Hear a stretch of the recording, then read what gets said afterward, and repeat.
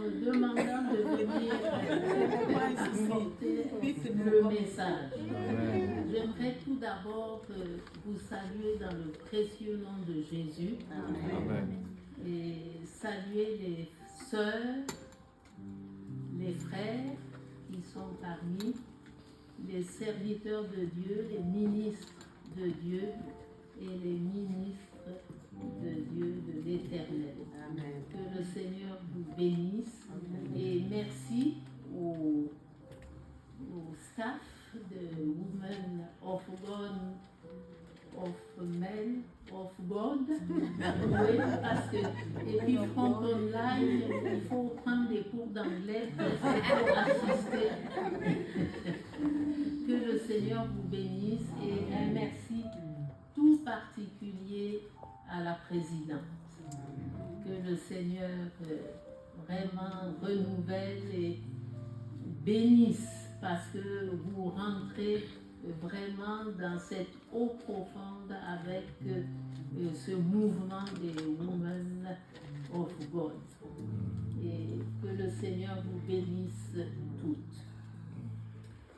Cet après-midi, dans tous les thèmes qui ont été proposés, nous allons nous entreprendre dans une vie d'obéissance au Seigneur, avancer en eau profonde avec Dieu, avancer en eau profonde dans une vie d'obéissance.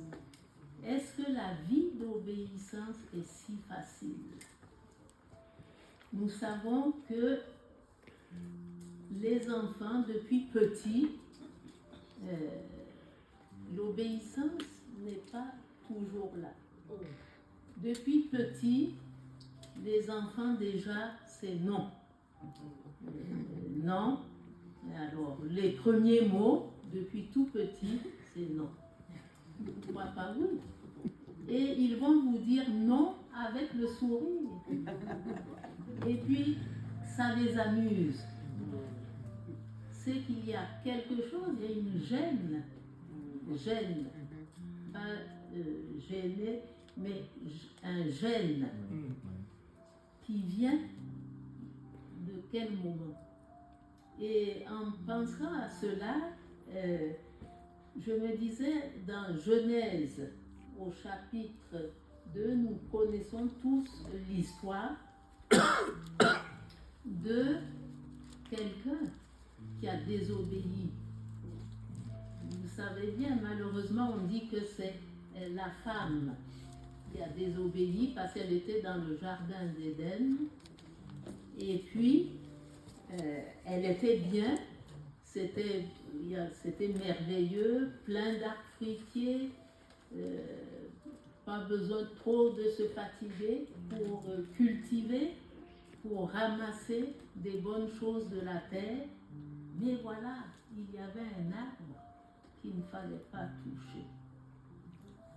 Et le malin, le tentateur, est venu pour tenter, pour dire, mais oui, tu peux manger de cet arbre. On te dit de ne pas y toucher, mais vas-y, touche. Tu verras, c'est bon, c'est juteux, et tu auras la connaissance. C'est parce que Dieu ne veut pas que tu connaisses, hein, il ne te veut pas du bien. Alors, elle offre aussi ce fruit à son mari. Je pense que si la sœur, c'est maintenant Ruth, avait ce bon fruit, hein, les bonnes pommes qui donnent un bon jus, hein, ces pommes, puisqu'on parle de pommes, elle va offrir cela à son Boaz. Et le Boaz va accepter, puisque c'est donné avec sourire, n'est-ce pas? Alors bon, les deux ont accepté, on dit que c'est la femme, mais bon, la femme aussi s'occupe bien de son époux. Et ensemble, cela a engendré le péché. que nous connaissons qui est rentré dans le monde. En parlant de l'obéissance au Seigneur, c'est une chose, comme je disais, qui n'est pas aisée. Ce n'est pas quelque chose qui nous tombe comme cela. Il nous faut avancer en profondeur, comme le thème nous a été donné. Il faut aller de l'avant dans une vie d'obéissance au Seigneur. Alors, dans la première épître de Pierre au chapitre 1, que nous allons lire, versets 1 et 2, je demanderai à notre pasteur Ruth de le lire.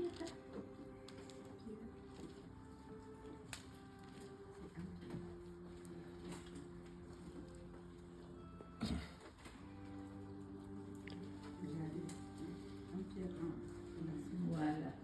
Première épître de Pierre au chapitre 1, versets 1 à 2. 1 Pierre 1, versets 1 à 2.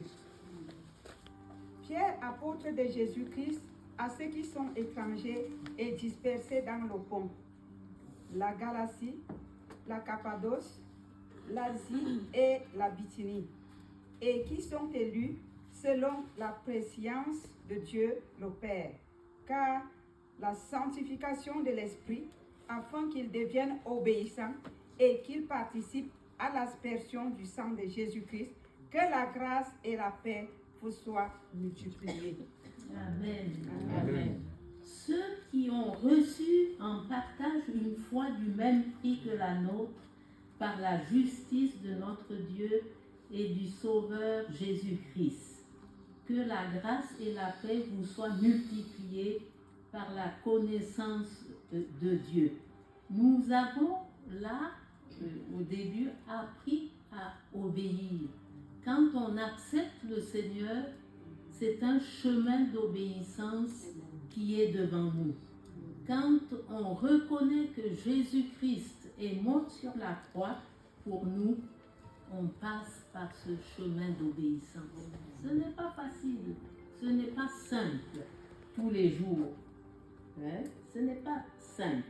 Dans Romains 6, au verset 17, moi j'ai la parole vivante, mais on va lire dans le second pour ceux qui ont la parole vivante. Que nous dit Romains 6 au verset 17. Ma lectrice, j'allais dire à Boaz, mais lui est occupé. Romains 6, oui, verset 17.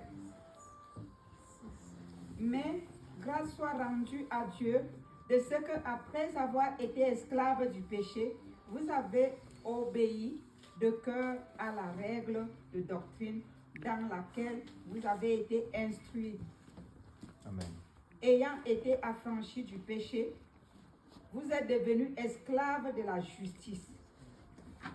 Je continue, ma. Oui. Ok.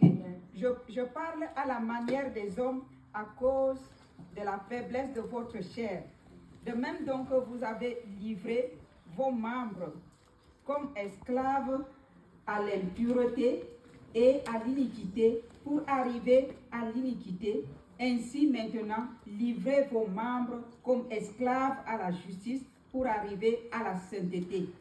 Amen. Donc, pour arriver, merci, pour arriver à la sainteté, il nous faut passer par cette vie d'obéissance. Quand on se donne au Seigneur, il y a du travail à faire. Il y a des choses à améliorer. Il nous faut avancer dans cette eau profonde pour avoir cette vie d'obéissance au Seigneur. C'est un choix, c'est une décision. On décide de suivre Jésus. C'est une disposition de cœur et c'est avec une humilité qu'on se met devant le Seigneur et qu'on reconnaît que nous sommes pécheurs. Mais grâce à Dieu, grâce à Jésus, à son Fils qui a été à la croix, nous sommes libres de tout péché. Nous sommes libres, mais il nous faut avancer, il nous faut travailler ce qui ne va pas en nous. L'obéissance à Dieu, il y a un chemin. C'est par la parole de Dieu. Amen. Ce n'est que par la parole de Dieu, la lecture de la parole de Dieu, qui nous apprend l'obéissance. Lorsqu'on passe un permis de conduire, on est obligé d'apprendre le code. Lorsqu'on demande aux enfants de Dieu de venir à l'étude biblique, c'est difficile. On préfère être à la maison. On ne veut pas apprendre, mais pourquoi le chrétien ne veut pas apprendre? Quand des choses du monde nous attirent, là, mais pour le travail, on vous dit il faut faire telle formation. Vous dites je suis sans ligne, je reste à la maison, je vous dites ça à votre patron, je vais rester à la maison pour faire ma formation. Alors vous savez quelle est la suite. C'est la même chose avec le Seigneur. C'est vrai, il est bon et il nous laisse libres de ce choix, d'avancer ou pas. Donc, comme cela a été dit plusieurs fois, la méditation de la parole de Dieu nous aide à suivre le bon chemin. Pour entendre la voix du Seigneur, non seulement la lecture de la parole de Dieu, mais il y a aussi cette vie spirituelle, cette vie de prière. Amen. Avancer en eau profonde dans la vie de prière. Amen. Une vie de consécration dans la prière qui conduit au bon endroit, qui conduit au bon rivage, là où on trouve des arbres fruitiers, d'après le passage qui a été lu. Des arbres qui donnent combien? Une fois par année? Qui donnent des fruits à chaque fois? Chaque saison. Chaque saison, il y a des fruits merveilleux qui sortent. Que le Saint-Esprit se révèle puissamment dans nos vies et que nous puissions avoir ces fruits, que nous puissions porter ces fruits. Passer par le chemin de l'obéissance, cela demande des sacrifices. C'est pas simple. C'est pas simple du tout. Mais avec l'aide de Dieu, nous pouvons y arriver. Avec le soutien du Saint-Esprit qui est là, nous pouvons y arriver. On peut avoir des embûches. On le sait, la vie avec le Seigneur, c'est pas un long fleuve tranquille. Il y a des fois où il y a des problèmes, et n'accusons pas toujours Satan. C'est le diable, il était là. Non, il n'était pas là. Des fois, c'est notre faute. Oui, c'est nous. C'est pas tout le temps Satan. On le fait pleurer pour rien. Des fois, c'est notre faute. Parce qu'on n'agit pas, on n'obéit pas. Et voilà que des épreuves aussi nous arrivent. Et le Seigneur permet, nous sommes enfants de Dieu, qu'il y ait ces épreuves aussi pour nous former et nous montrer que nous devons compter sur lui. Il nous faut quitter le rivage et avancer en eau profonde dans cette relation d'obéissance au Seigneur. Rester sur le rivage, mais qu'est-ce qui peut nous retenir? La vie de ce monde, les joies de ce monde, les fêtes de ce monde? Non, ça ne doit pas pouvoir nous retenir ainsi. Il y a une chose que j'ai remarqué dans le peuple de Dieu, puisque nous sommes ensemble, mais c'est pas ici, c'est ailleurs. Le mensonge. Le mensonge. Prêche. Ça, c'est un pieu. Mais on ment. Il y en a qui mentent comme ils respirent, d'autres, ils ne savent même plus qu'ils mentent. Ils racontent des histoires.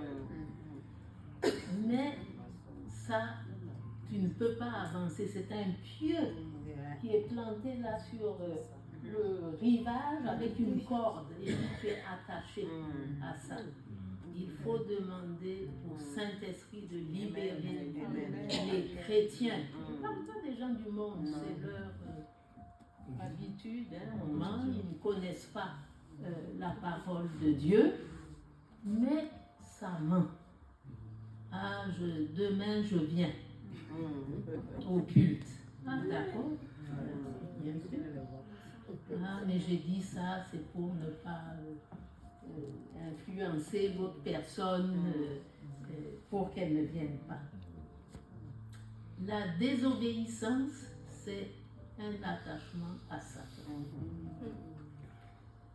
Je vous raconte une petite histoire qui m'est arrivée enfant. Pour ceux qui connaissent mamie qui était assez stricte, enfant je mentais, je racontais des histoires. Et ma mère me disait attention, Poussette, comme elle m'appelait, faut pas raconter d'histoire, faut pas raconter de mensonges. Et puis ça continuait. Et un jour, elle me dit, tu sais, il ne faut pas raconter de mensonges parce que tu donnes la main au diable. Et depuis ce jour-là, par la grâce de Dieu, par l'action de son Saint-Esprit, j'ai été délivrée du mensonge. Et c'est vrai que quand on se trouve en face de personnes qui ont cela en eux, c'est très désolant pour la vie spirituelle parce que on engage des choses dans le mensonge, on fait des choses dans le mensonge, mais quel va être le résultat? Souvenez-vous, monsieur et madame, j'ai failli dire Zafira, mais Saphira et Ananias. C'est encore ensemble. Complot, mensonge. Qu'est-ce qu'il y a eu à la fin? Un désastre. Alors, ensemble, on veut refuser cet état de dire des mensonges, des petits, des grands, des moyens, des courts, des longs. Pas de mensonges quand on est enfant de Dieu. Alors, je parle des enfants de Dieu général, hein? Général, aussi bien pasteur que chrétien en général. Et ça, c'est grave. Que le Seigneur nous aide tous à sortir de cela, de cet état, cette emprise de Satan, et vraiment que nous puissions lâcher, combattre ce mal qui est dans le peuple de Dieu. On parle de l'obéissance. Avancer dans la soumission à Dieu, dans l'obéissance à Dieu. L'exemple parfait de l'obéissance, vous le savez, c'est Jésus. À la croix, il a payé pour moi, pour vous, je me sers avant, il a payé pour que je sois sauvé, pour que je sorte de cet état de péché. Il a obéi à son Père. Et s'il avait pu s'écarter, s'il avait pu, mais il ne l'a pas fait, parce qu'il a passé par cette obéissance. dans Luc 22 au verset 42,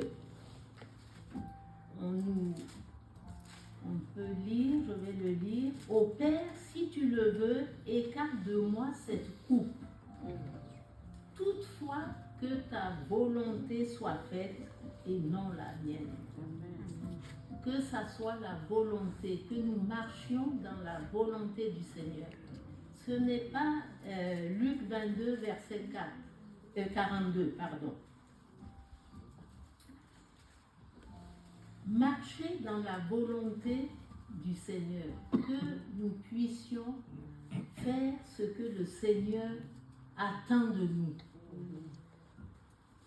Il est allé à la croix, il a obéi, alors marchons dans le droit chemin. Amen.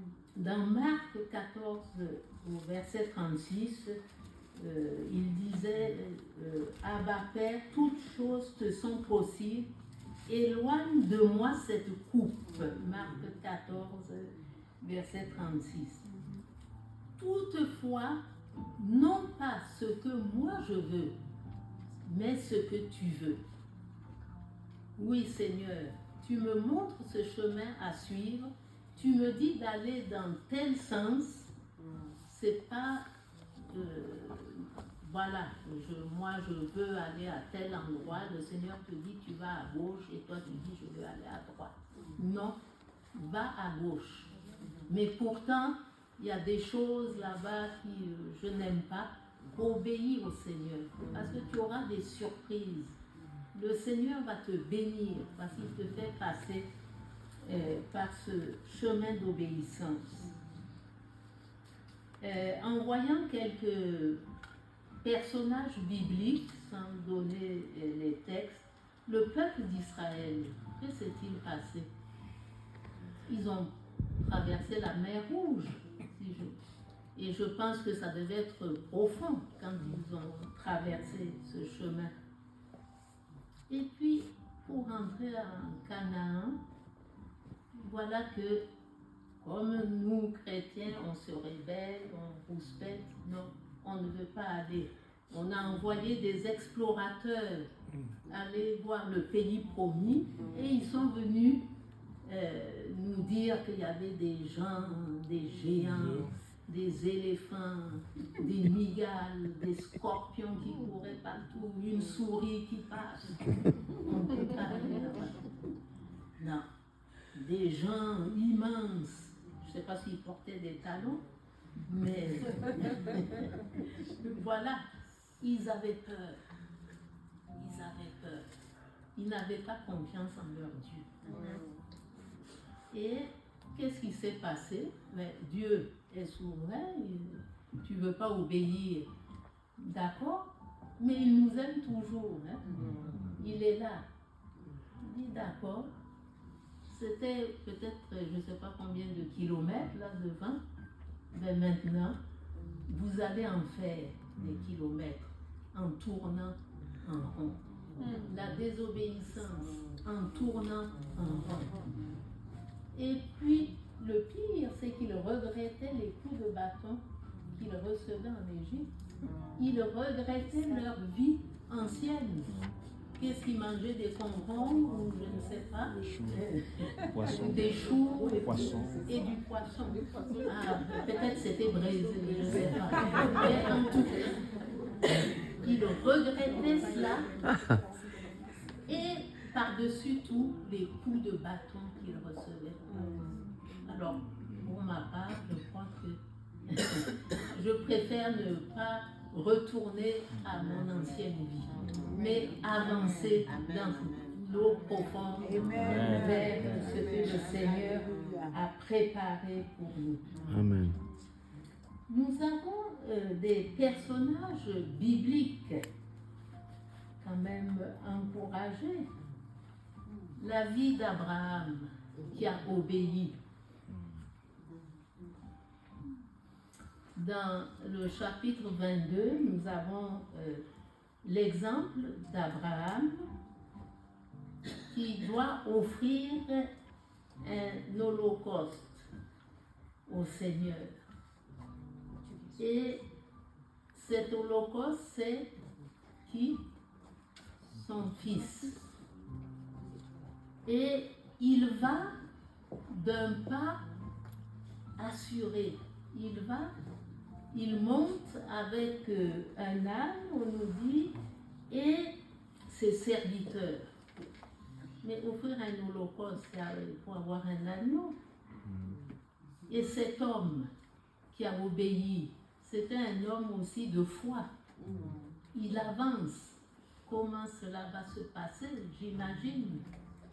Je devrais avoir un agneau avec moi. J'ai mon fils.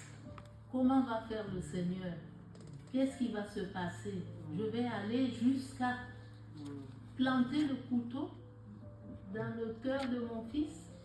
C'est cela que tu me demandes, Seigneur? Non, notre Dieu n'est pas comme ça. C'est un Dieu qui pourvoit. Et nous glorifions le nom du Seigneur parce que vous connaissez la suite de l'histoire de cet homme de foi arrivé. Qu'est-ce qui s'est passé? Qu'est-ce qu'il y a eu? Dieu avait pourvu. Et cette phrase, quand même, qu'il dit en quittant ses serviteurs, il dit, nous irons là-haut pour adorer et nous reviendrons, nous, donc son fils et lui. Cela montre la foi de cet homme Abraham. Que le Seigneur puisse nous donner vraiment une foi comme Abraham et rentrer dans l'obéissance. Même si c'est difficile, je ne dis pas que c'est facile d'amener son fils pour un sacrifice. Hein. Moi, j'aurais discuté, j'ai dit, Seigneur, non. Non, choisis quelqu'un d'autre. Pas moi. Hein? Mais vous, sûrement, vous seriez allé. Anne, cette femme, dans 1 Samuel 1, nous connaissons l'histoire de cette femme qui pleurait. Hier, on a entendu un témoignage. Et nous bénissons le Seigneur pour le résultat qu'il y a eu. Cette femme n'avait pas d'enfant et elle s'est confiée au Seigneur. Il y a eu aussi des moqueries. Hein?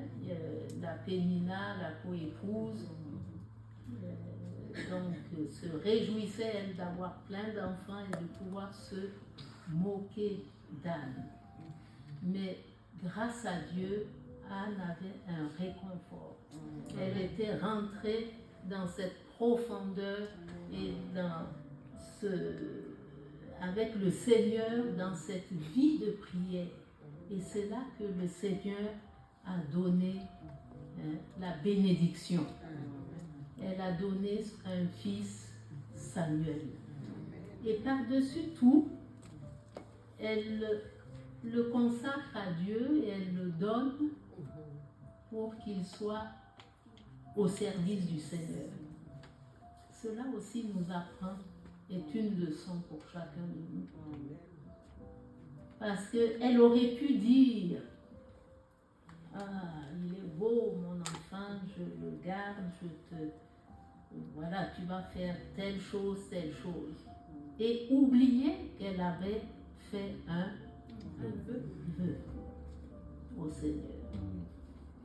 Si tu me donnes un fils, il t'appartiendra. Et c'est ce qu'elle a fait. Elle n'est pas revenue sur sa parole. Il y a Ruth, cette Moabite, qui a quitté le confort, qui a quitté son monde, qui a quitté cette patrie idolâtre. Elle a obéi, elle a avancé pour suivre qui? Noémie. Et Ruth, c'est une personne aussi qui est travailleuse. Ce n'était pas une feignante. Elle travaillait. ne sais pas si c'est toutes les rues comme ça, mais elles sont ardentes. Elles sont là, vraiment voulant avancer avec le Seigneur, œuvrer avec le Seigneur, il n'y a pas de repos. Et elle, comparée à sa belle-sœur, on peut dire Orpa, qui elle n'a pas eu son fils, comme je le disais lors d'une réunion de femmes, son fils, hein, c'était pas les merveilles. Hein. Qui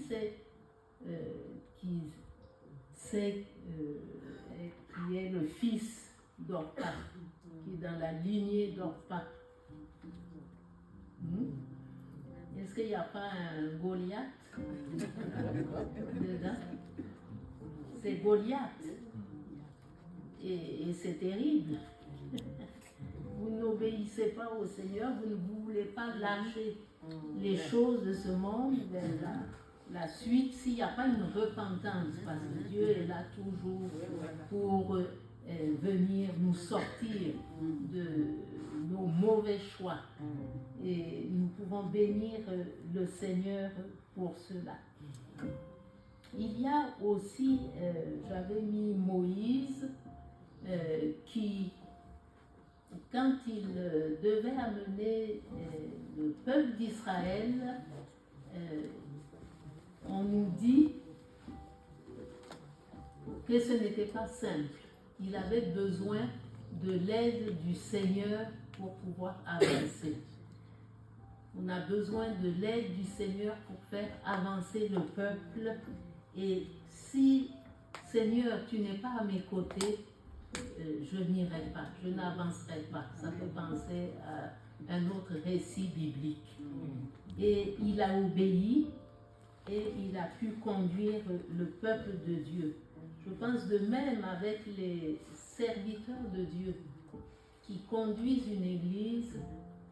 Si le Seigneur, si on ne se met pas à genoux pour prier, pour avoir la direction du Seigneur, pour conduire le peuple de Dieu, ce n'est pas facile, ce n'est pas simple. Il nous faut le conseil de Dieu pour avoir vraiment sa direction et que nous soyons éclairés. On ne peut pas se lever comme ça du jour au lendemain, je suis pasteur.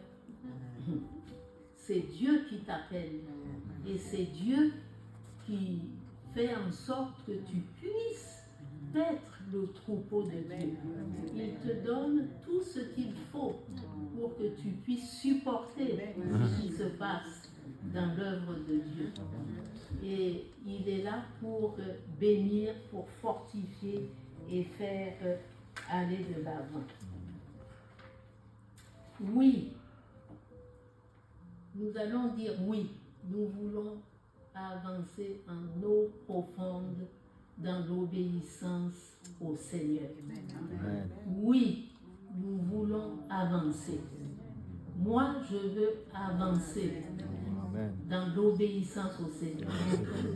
Parce que c'est là que le Seigneur bénira, c'est là que je pourrai porter du fruit. Amen. Je ne veux pas regarder en arrière, voir ce qui pourrait me faire rester assise, parce que je dis bien, conduire le peuple de Dieu, il peut avoir des découragements, il peut avoir des choses qui vous surprennent, et puis voilà, on lâche. Si c'est comme ça, je m'en vais.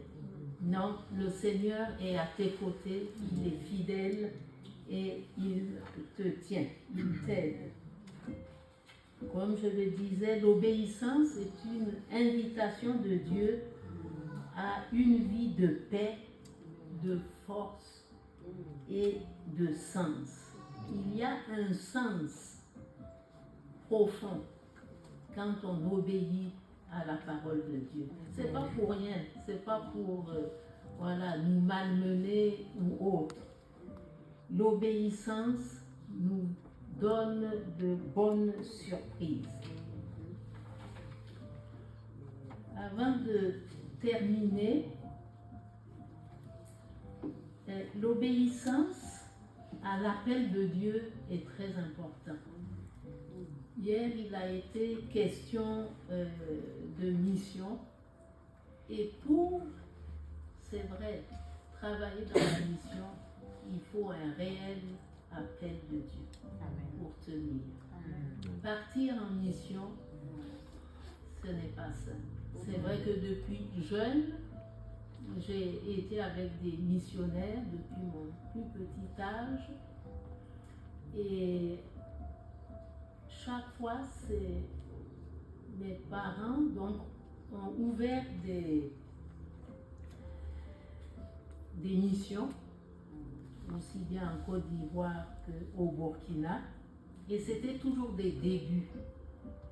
C'est des gens, je peux dire, qui ont quitté un confort, qui ont quitté,